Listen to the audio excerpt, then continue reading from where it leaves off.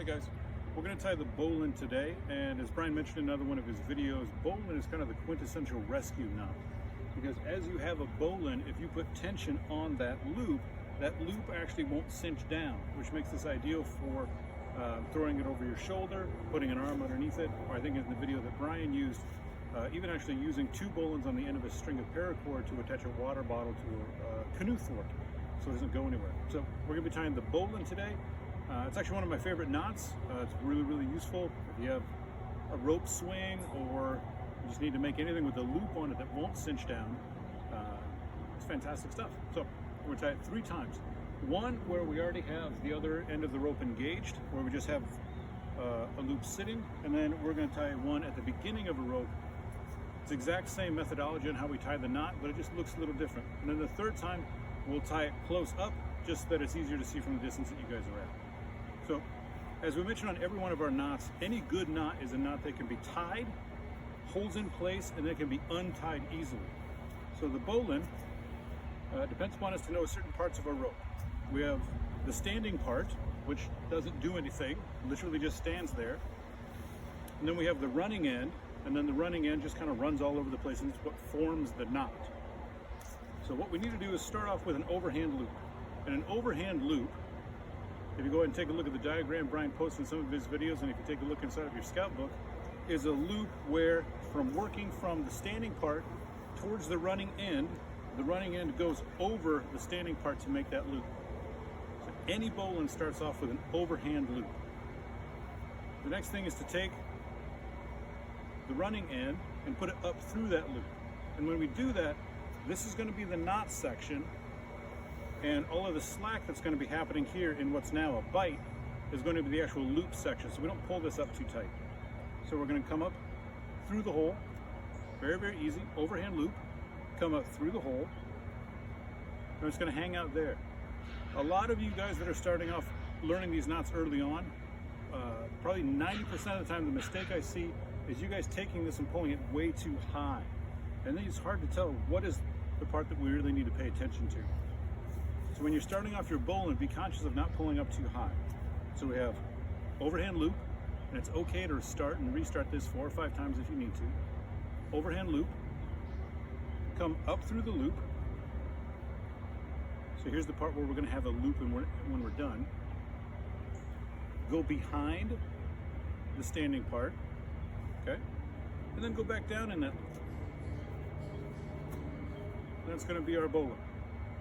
And the same holds true if we're tying it from a rope that's not engaged with anything, where we're just starting off at the beginning of our rope. We still have a standing part, and we still have a running end. So here, we're just going to go ahead and make an overhand loop. So the loop goes over the standing part. Going to come up through the hole. You can stop right there if you have to. Pause the video, it's okay. You can do this 5 or 6 times until you get the procedure.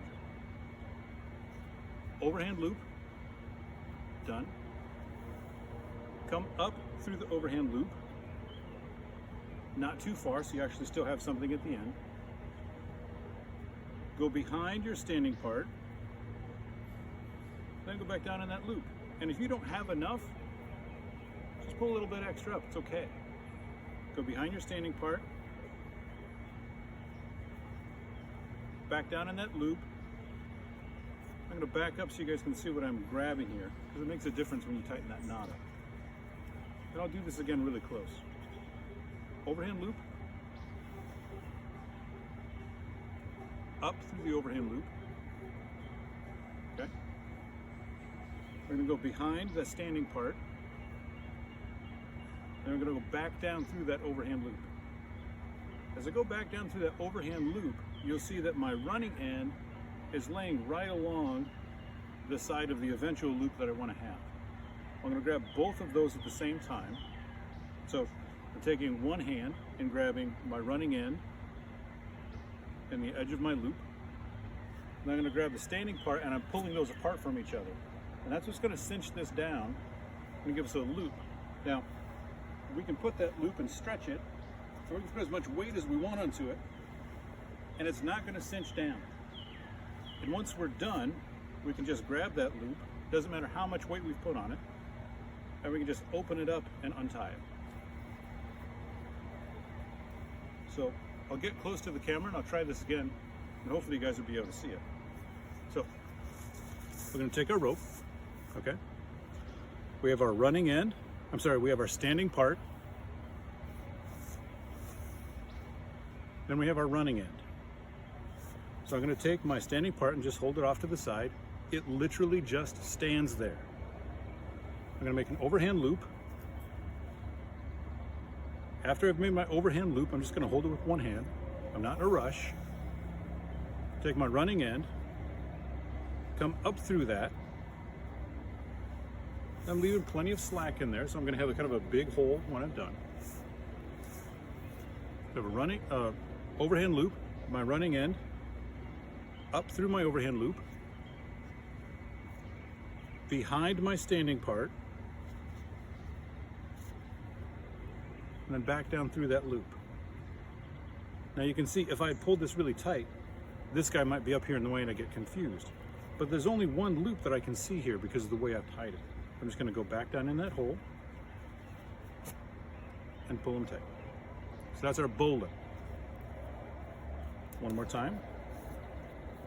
A lot of you guys might have learned to tie this with a kind of a certain phrase of the rabbit comes out of the hole, goes around the tree and back in the hole. And I think if you ever watched the movie Jaws, I guess this is for the parents, Quint teaches this by saying the eel comes up out of the hole. So we have our overhand loop, that's the hole. Our rabbit comes out of his hole, goes around the tree, so it goes behind the tree, and then runs back down into the hole. So there's our bowline. There you go, guys.